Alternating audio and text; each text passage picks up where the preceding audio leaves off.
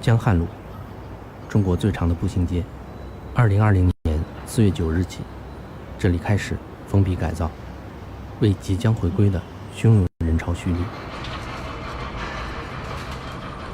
王林一家的门面房还要再等几个月才能开张。这个也过期，这个也过期，好多东西都丢了、甩了，都过期的东西也不能买。不能买。货架上每一个东西都有一个日期，花生6个月，饼干8个月，饮料9个月。这些东西过期了就会被清空，货架上会重新摆上一模一样的花生，一模一样的饼干，一模一样的饮料。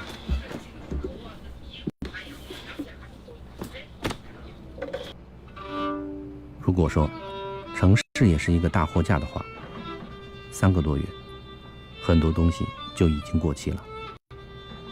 但在人们的心里，这些过期的东西很难被清空，它们会被人们永远记住，甚至在梦里还会再次和它相逢。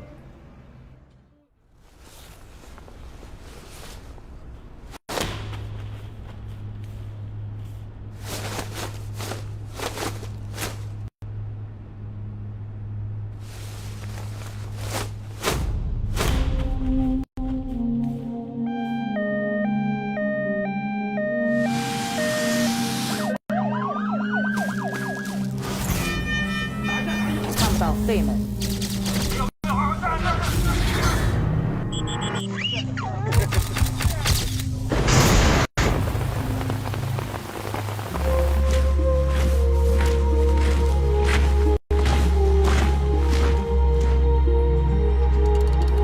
经过所有医护人员的普遍努力，截至4月26号，武汉在院新冠肺炎患者数是清零。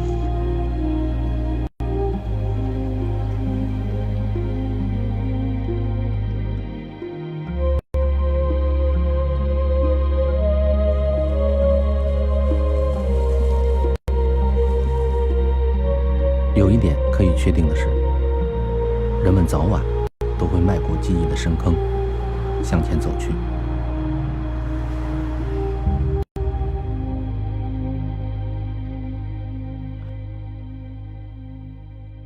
3个月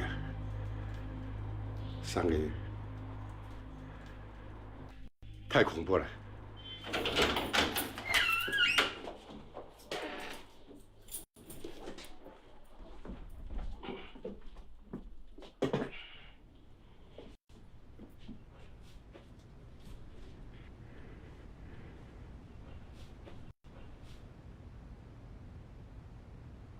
当时老婆就在那里躺着没办法，我在这里打电话，全世界能够打的电话全部打到了，跪着地下打电话。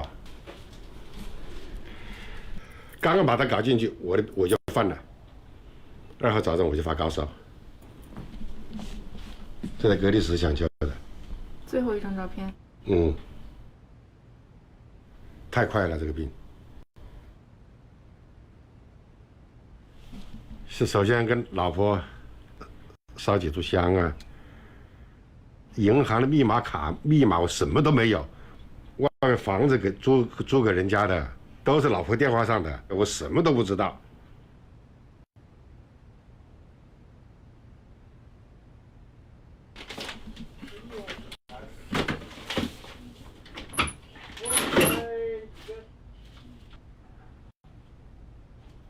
收拾不了，一下收拾不了了，心静下来。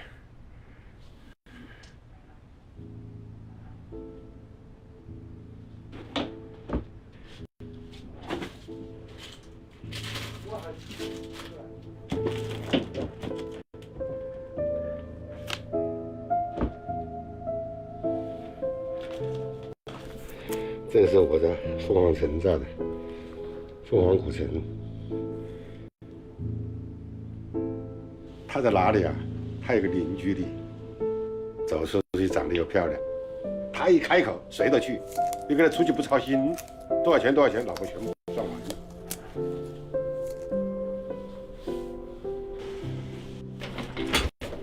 柜子全是他的衣服。但有些衣服拿回去，他喜欢的衣服拿去烧掉啊。这老婆帽子、袜子、手套、袜子，假发就不要了，他的假发臭美。哎呀。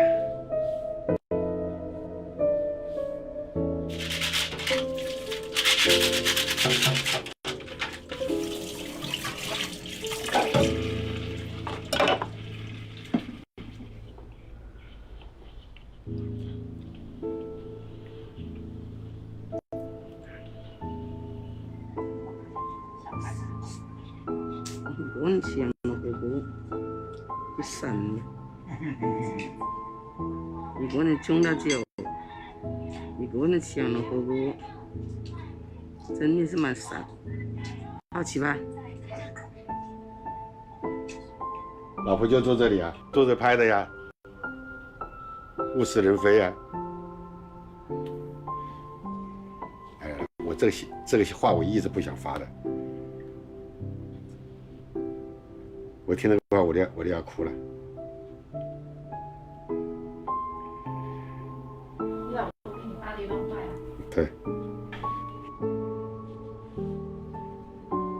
你过来，小亮。想死，马上想死。想死，马上想死。我说不会的呀，他也收不到。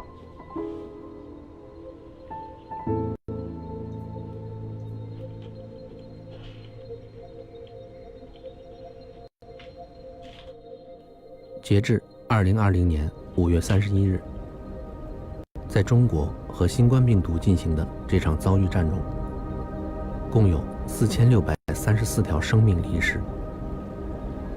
对于这些家庭来说，生活当然会继续，太阳也会照常升起，冬天一定会过去。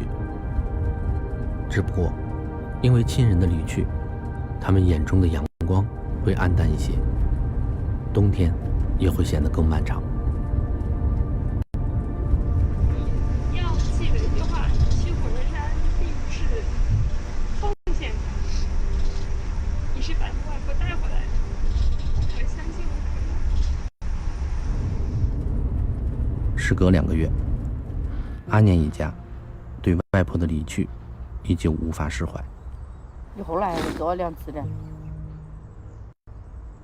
反正我一共梦到过4次。我怎么从来没有做到他的梦？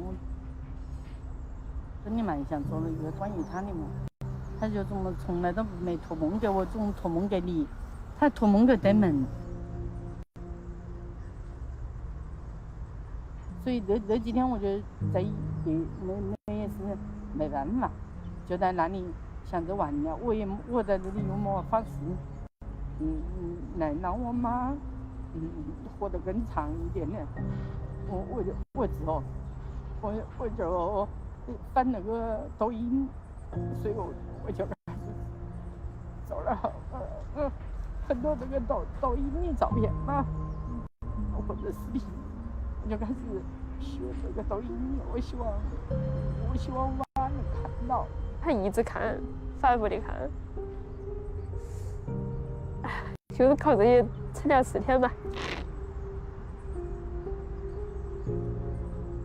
所以你已经做得够好了，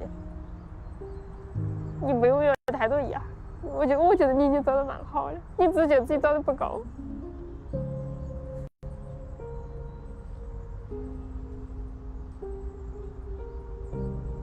但是你帮我完成了我的心愿。阿念的妈妈沈星莹在街道工作，接触过疑似病例。她想来想去，觉得病毒是自己带回家的，因此她对妈妈的去世很自责。那天晚上没睡好，然后我就下午就是眯了一下，然后有一个医生就把我拉了出去，拉到一个白白的房间里，就很白的房间。然后他问我，他说：“我带你见你个外婆，说你后不后悔来这里？然后也把门一打开，我外婆就在里面坐着看着我。我说不后悔呀。我说这句话之后，过了几秒钟，就是这个医生、外婆和这个场景全部就消失了，就突然一下就没了，就是所有的，然后就这样醒了。啊，就你写了？是的，因为我妈我说，因为我总没梦见我妈，她就说要我写封信，放在是网友教我的，有一个你就放在门上让她看。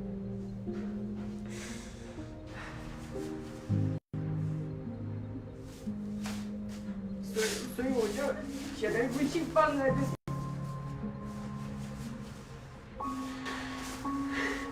因为我妈总是没有托梦给我，都是给她，而且给我们对门的也托梦给我，对门就没跟我说什么，所以我就跟她写封信放在这里，希望她能看到吧。这个也挺好。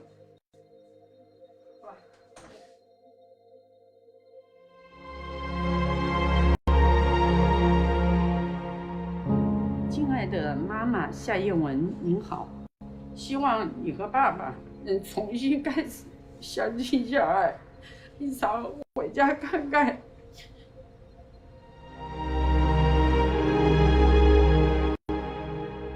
我真的很恨自己，不是在染病，传给了全家，特别是传给了你，让你走得这么痛，这么难受，真的很对不起。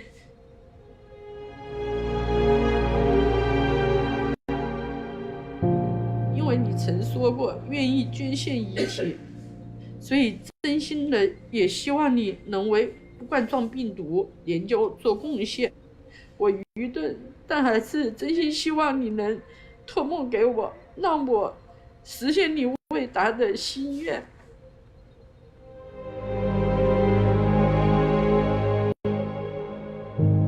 我永远想念你，怀念你，请你能到我梦里来，续我们母女的情深。愿天堂里没有病痛，你一路走好。仿佛又回到童年，好像还在昨天。回到家已是深夜，梦里找到起点。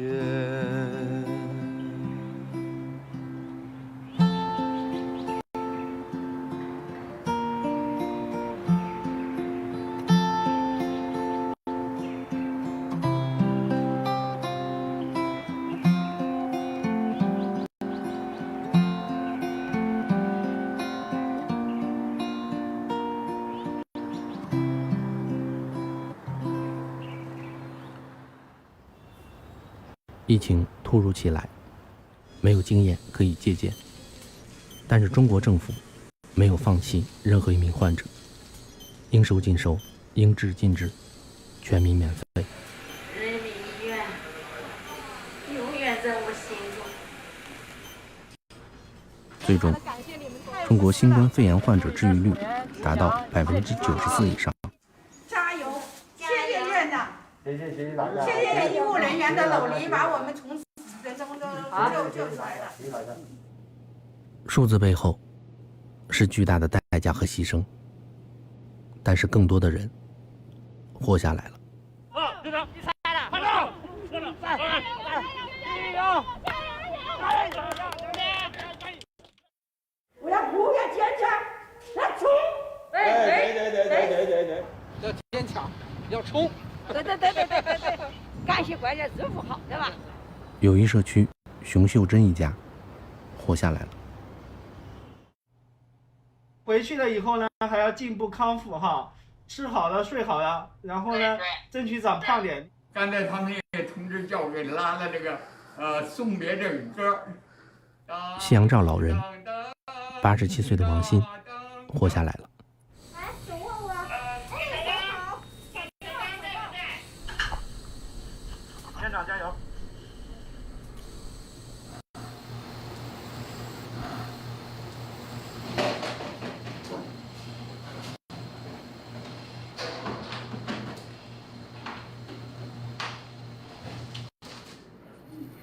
武汉市中心医院的王平医生活下来了。刘亮实际上在我住院的时候，他已经走了。我看不到。哦，那你我起不来，那你听到？但我听着。武汉市中心医院的易凡医生活下来了。医务人员感染，又上了 ECMO， 最后能够救活的，会给大家信息。我活着不是为我一个人活着。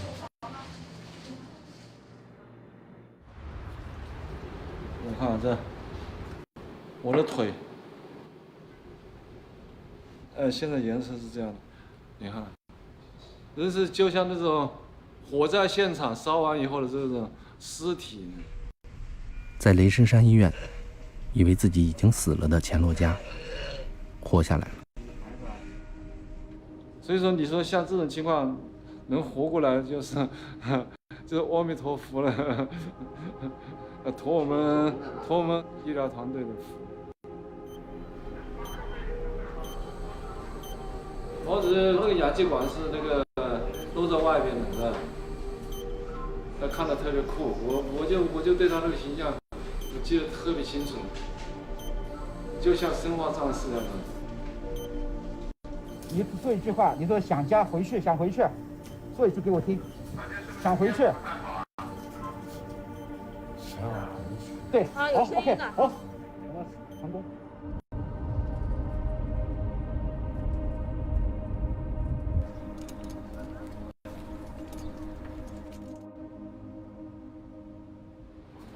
这就是我们家的日常生活。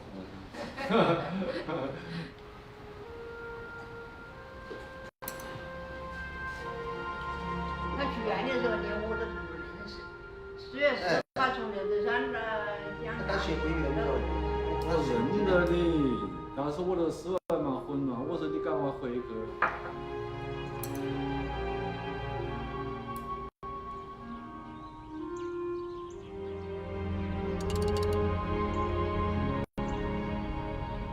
5月2号0时起，湖北省突发公共卫生应急响应级别由1级调整为2级，复工、复产、复市稳步推进。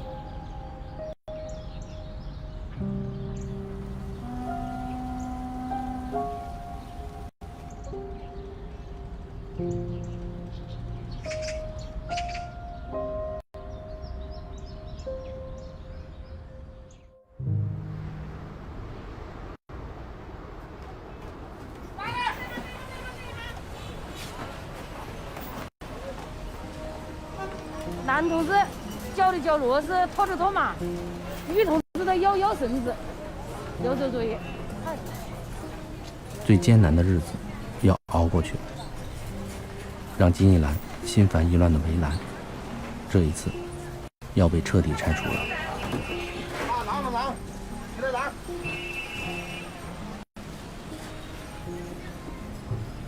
我觉得你们这一回下这里来了，真的也算是见到蛮多怪人怪事，没见到过的，估计这辈子没见到过的，真的，多好的还是多少。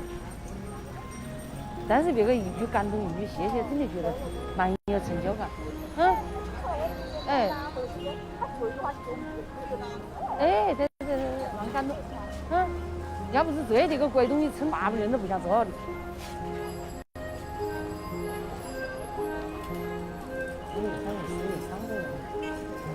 我不知道这几个月怎么过来的，真的不知道怎么过来的，也不知道前头是伤还是活还是么子，一直往前头冲。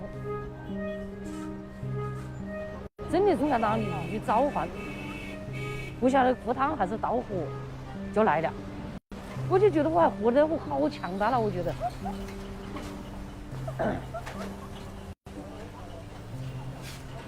再苦再累都不怕，怕的就是那么你求我的说，求起来跪到我面前，我无能为力啊，我怎么救的呀？我说我怎么救的呀？给我大哭两场，再骂这个骂我么子我都不说的，再骂苦我也不哭。说我中国党员是钢铁炼成的，但是他还是有血有肉有思想的。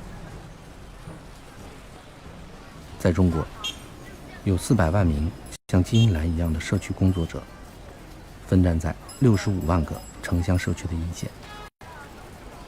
应对疫情，防控是第一位的，但基层治理又不能简单的一刀切。廖师傅，廖师傅，哎。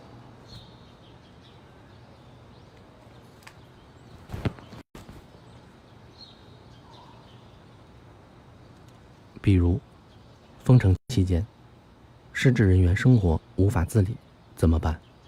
社区民警沈胜文就天天这样给他们送饭。快进去起啊！起饱啊，起饱就睡觉。廖师傅，先生。我总看到孙警官总在下边喊他呀，他那个人有做事又不爽快，我都看不过去，总是在下边喊了半天，他才慢慢悠悠的才出来。我干脆我们两个配合一下，我就搞那个绳子一根一根接起来，然后后来想到有做个吊钩，都免得挤来挤去的，绑住不方便。还有一些事情可以做，但不方便说。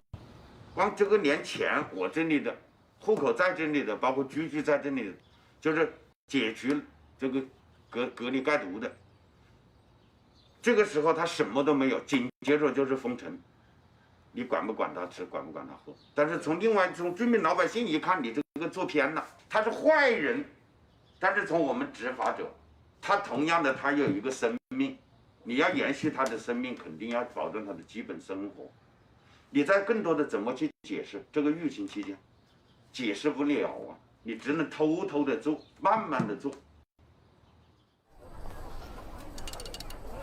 今天把站完。今天站完，好，明天我叫他们来接手。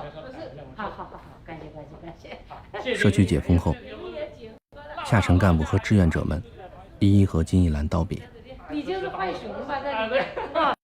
没都联系不上了。浣熊说怎么把3个多月，并肩作战的战友们，离别时才对上了号。还写名字了，你们？我要写，肯定要写名字。是。这套衣服我打算带回去，也裱起来。裱起来了。啊，我就。来，蛮困难的情况下，大家能够毅然的逆行到我们社区来参加那个志愿者队伍。用通俗的话说，跟我一样都是不怕死的队伍啊！在这里感谢大家，感谢志愿者。我也再次宣布，我们这个志愿者群不散，一日不散。大家有么困难可以在群里说一声。第二个，如果我们社区再有么难处，我就一声令下，大家就找自己来，来自己站自己身，好不好？好。3、2、1，笑！管也不能全部到行动下，压死我们死在一起。要不要人呢？尽量不要出门。请大家注意防护。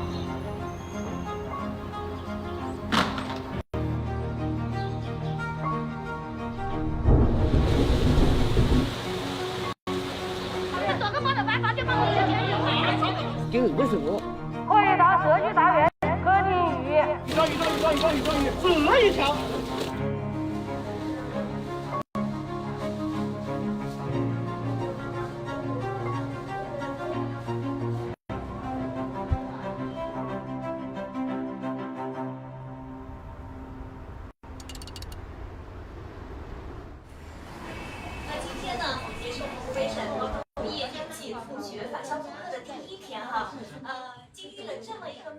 眼镜戴上。工作和隔离时间的。我从来觉得有这个帅。武汉的日常回来了，张定宇受邀来电视台录制返校复课的特别节目。哎，张院长，您觉得咱们的青少年同学通过这一次疫情，他们能够收获什么？就是我们还是要真诚的沟通交流。这种沟通交流实际上也是在平时当中要培养的，也是自己做人当中一种习惯。很多人说我一样，他说你实际上是个透明人，我也觉得没什么不好。透明就透明，透明完了以后，实际上我没有受到太多的这种伤害。只有经历过疫情全过程的人，才能深刻理解张定宇随口说出的这句话：真诚沟通。这确实是人类战胜疫情的法宝。我姓张，工厂长，张定宇，我是这家机构的院长。疫情防控形势向好后，张定宇多了一项工作，向世界分享救治新冠肺炎患者的经验得失。早期的时候，一直到2月份，我们很害怕，也很沮丧。后来整体诊疗方案得到一个改变，希望我们能够早期插管。从一开始到现在，大概有多少死亡案例呢？300多个病人。根据你现在的经验，你会怎么样调整最早期的就是治疗方案，或者是收治的那个防疫措施呢？从现在说以前的话，我觉得是很不人道的。为什么呢？就像因为我当初碰到这个事情之后，我并没想到我后面会做成这个样子。真正的医生都明白，医学很复杂，充满着不确定，有时难免会被人误解和质疑。坦率分享经验和得失是需要勇气的，但如果不这样做，最终受到伤害的还是患者。这个道理放在这次疫情的应对中同样成立。Wir brauchen verpflichtende Tests an Flughäfen. 500만 명에 이르렀습니다. 7 million cases of COVID-19. 新冠病毒不仅迅速席卷了全球，它还利用政治、意识形态、民族情绪去破坏人类之间的团结。这是一场全人类与病毒的战争。面对前所未知、突如其来的疫情，中国的经验对全人类至关重要。This is the time for facts, not fear. This is the time for science, not rumors. This is the time for solidarity, not stigma.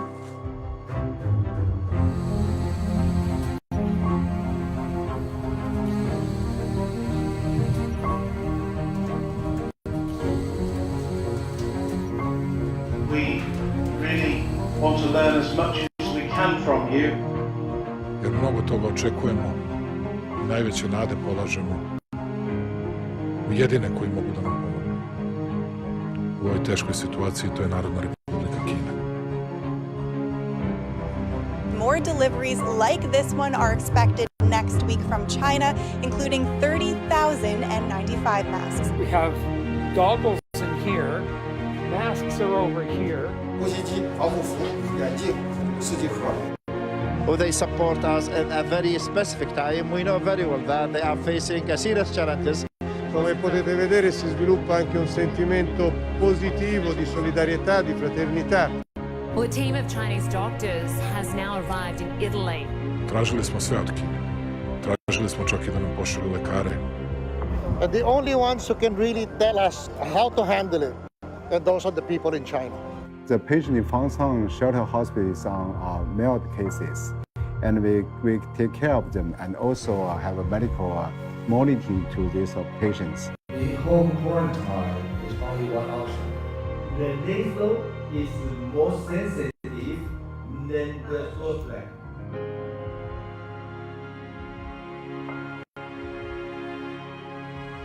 日本人としてとても感謝しています。Grazie Cina. Srbija, pan, zajedno ćemo pobjediti. Grazie mille. Vi ste naši drugari i drugarice.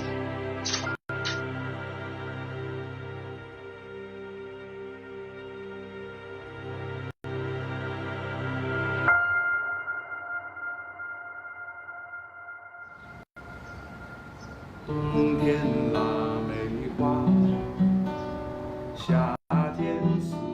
影片里唱歌的人叫冯翔，几年前他还是武汉当地的一名精神科医生，后来做了民谣歌手。他和张定宇是大学同班同学，在同学群里，张定宇从来没有说过自己病了。有一天，冯翔看电视，才知道老同学得了渐冻症。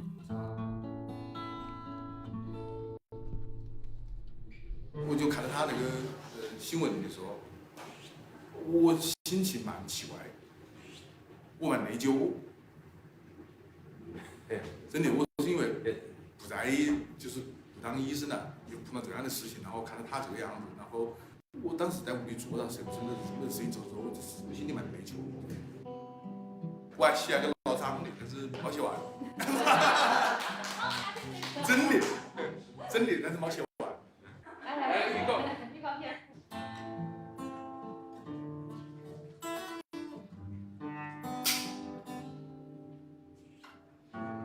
老张，你还好吗？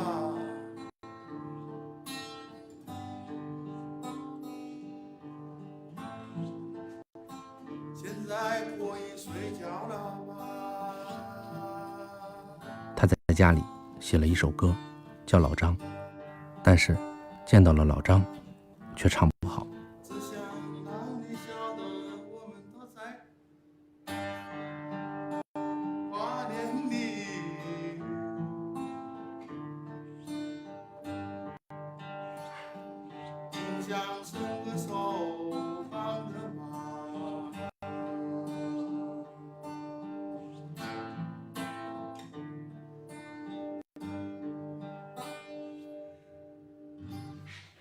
不记得了，我自己不记得了，反正大概是这个样子。然后谢。其实我蛮不喜欢，就是为一个么大事情写个歌，蛮不愿意。但是我就想跟他写个歌，但是太多要说的了，我就反而找不到该说是什么。非常感谢，因为你莫把我研究的搞这小张变老张了，变老张了，是的噻。小凤变老凤。老张，你还好吧？已经几多天没休息了啊！因为我们有那个感染导致死亡的这种事件，不可以哦。我们全班都在挂念你。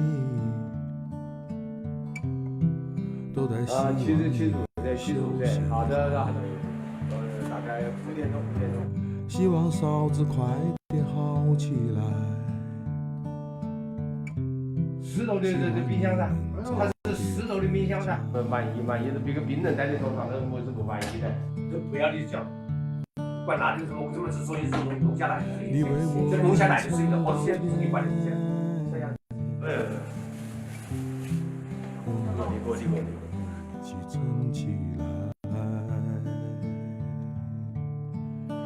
撑起来，撑起来，撑起来，撑起来，撑起来。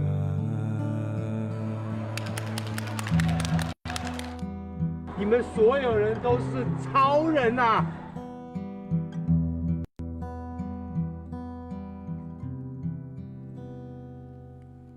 老张，你还好吧？一切都会好起来。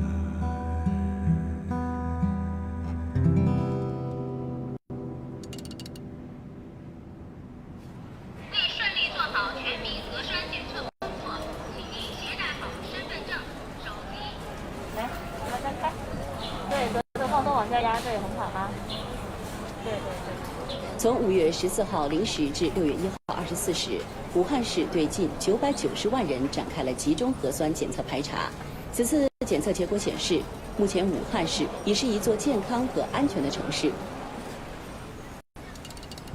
今天啊，真的是一个轻松的下午。这是几个月以来我们最轻松、最心情最愉快的一天。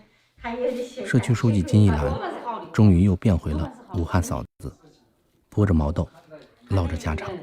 庆幸我们所有的志愿者工作人员都没染病，那个蔡请了我们中午，中午我对面的老乡，他的女婿在桥口区的罗湖汀街的临沂社区当志愿者。他说他们那里一个军人就死了，遭遇死亡难民证吗？因为这他是14个烈士最后一个，叫廖建明，他几大年？49岁，他是是个男的，他是当时这个医院也蛮紧张，蛮那个是一个老头子得了病。得病之后，他是冲到前面，把那个老头子用抱到轮椅高头，用轮椅推到医院去，这样男的病。他为么是他是14个烈士中之一呀？你看摘了口罩还是蛮美的，是不是呀？摘一下。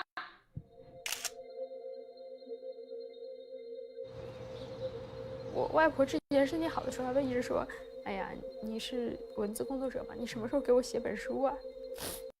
就没有想到就是因为这种契机，我为她写了一本书。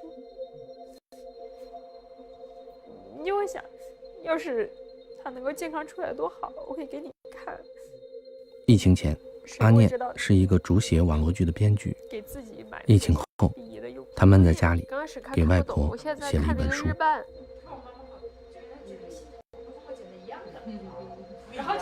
阿念的妈妈逐渐从伤痛中走了出来，但她还是希望能在梦里和母亲说说话。你看了龙脉你也不记得？对，我是的，不敏感。我睡眠很少，但是我睡了就睡了，但是我睡了就睡了，是其他不记得。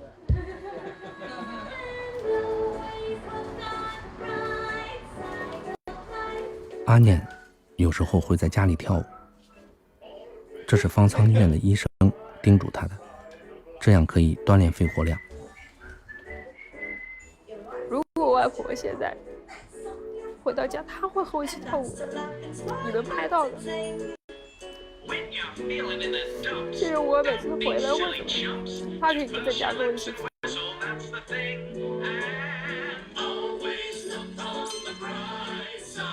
跳舞时，他总能想起方舱里的广场舞，还有那首《冬天里的一把火》。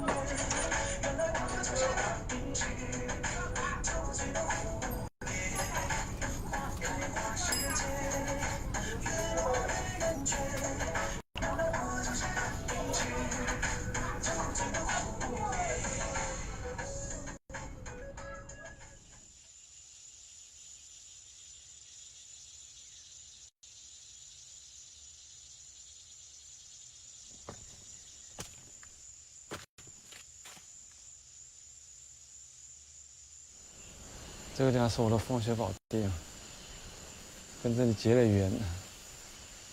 出生地嘛，出生地肯定是。钱洛嘉康复后，像老鹰回巢一样，回到了出生地珞珈山。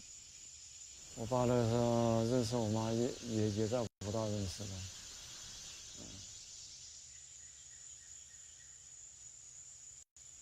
我要把我身体恢复到我比新冠以前还要健康的那种状态。人要完全变一个人，需要个艰难和痛苦的过程。我这肯定是对我的历练。时间，自有千钧的力量，让一切都成为过往。但是人，可以用各种各样的方式，让过往不被遗忘。粥还有封面怎么打印好就好了。汪勇收集了金银潭医护人员和志愿者的日记，准备出本书，名字就叫《金银潭日记》。密密麻麻的全部是回忆。他在这里写的白衣天使，他写的是不慎死亡与死神战斗与病魔斗争，应该来说就是不惧死亡嘛。如今翻看，生死已成笑谈。样书，王颖第一个就送给了张丁。小伙子真不错的，谢谢园长，真不错，真的。不知道现在就是总在接送我们这些护士啊，这些事情都一直你来做。我不知道你把这东西全部都收起来了，不错。念念不忘，必有回响。阿念写给外婆的书也出版了。写这本书其实很痛苦，说实话，真的就相当于重新经历一次，特别痛苦。这件事情是你发生过，但是就像噩梦一样，就是我在看的时候觉得这真的是在我身上发生的。其实所以我觉得写这个东西是我使命，就如果我不记下来的话，就有些东西就会慢慢被忘记。先背上都可以，还有笔，我是拿荔枝，等一下。城东，请所有疫情期间坐过他车的医护人员，在防护服上签上了名字。没有，谢谢你们。他要等儿子长大后，给他讲爸爸的故事。我长了2颗牙。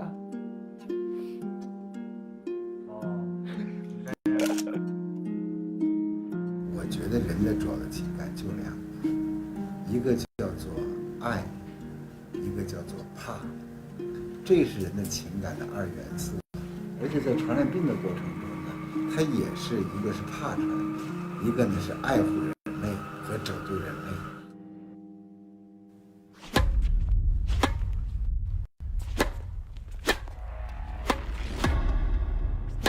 病毒就像一个看不见摸不到的球，搅动着人性中最终极的2种情感，爱与怕。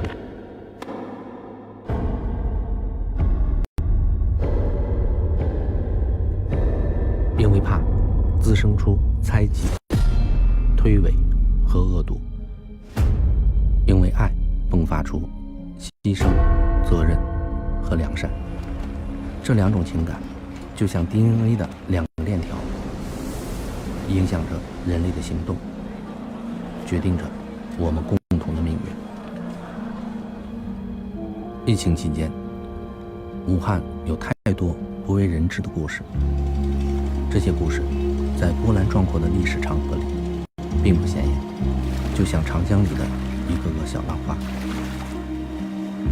但是历史的洪流和他们都有关。比如王林，没有人知道他有一个脑瘫的儿子，还要照顾90岁的老娘，全家收入的来源就靠这个小卖店。疫情期间，小卖店彻底没了生意，吃的喝的都有，还可以吧。疫情后，步行街又要改造，但是他没有抱怨。在封城期间，把头伸出护栏，拉自己的小提琴，给周围的人打打气。那辆车，你看的人是谁？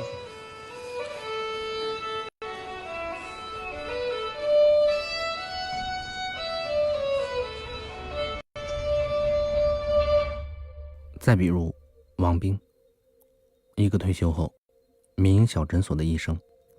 疫情早期，他提前准备消毒用品，提醒小区居民做好防护。门诊旁的5电仪小区因此没有人感染新冠。疫情爆发后，很多大医院收不下病人，他的小诊所坚持开门接诊。最终72岁的王兵不幸感染，以身殉职。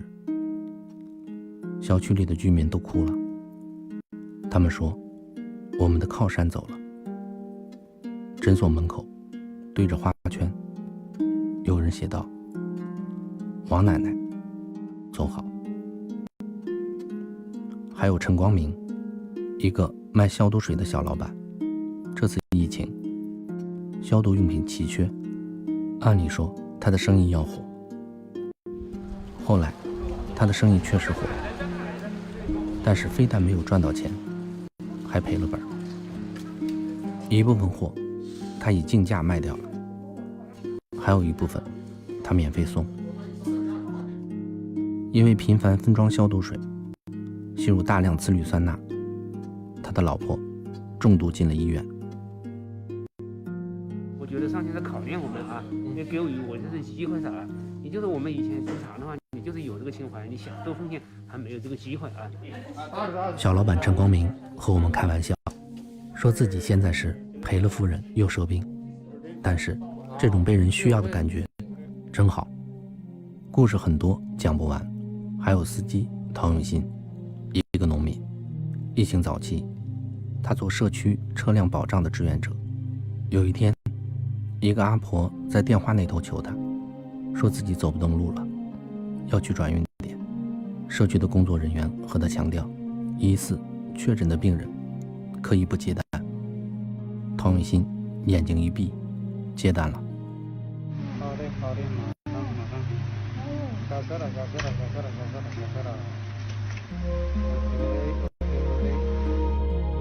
他没有看上去那么勇敢，他怕被传染。送人的时候，他全程不说话，甚至不敢看反光镜，怕和病人的眼神对上，感染上新冠肺炎。说什么有什么气溶胶啊，什么是空气当中的油啊，是噻，眼睛都会传染呐。所以呢，有些病人上车呢，我一般的我不瞄，我最先不瞄。之后，他成了武汉为数不多的专门接送发热病人的司机。他笑称自己加入了一个敢死队。无数的中国人和王林一样隐忍，疫情期间约束自我，甚至牺牲自我。无数的中国人和王兵一样勇敢，在自己的岗位上尽职尽责。无数的中国人和陈光明、陶永新一样善良，看到别人受苦受难，没有办法无动于衷。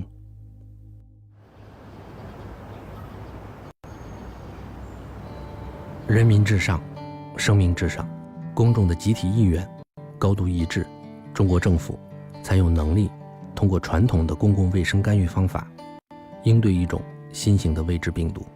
每一国武汉啊，都像在长江边还有过江。晚上听到大江流，每天清晨看朝霞。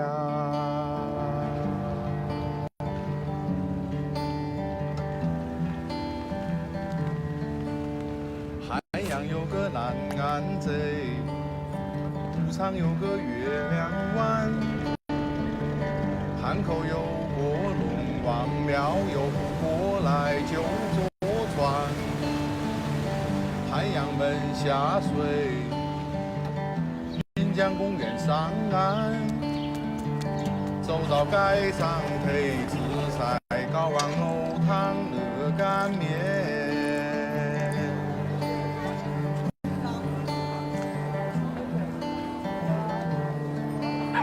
卖面的老师傅，来一碗热干面，多把点油，少把点盐，多把点香葱，不要大山头，新鲜的豆豉炒腊肉。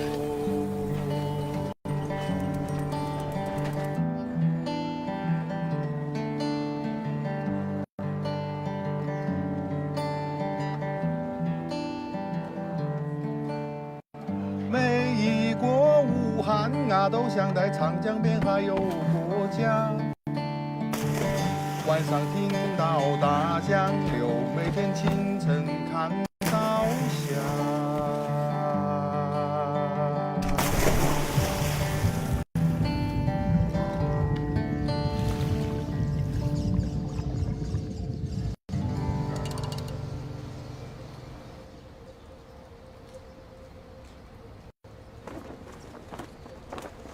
下面，为共和国勋章获得者授勋。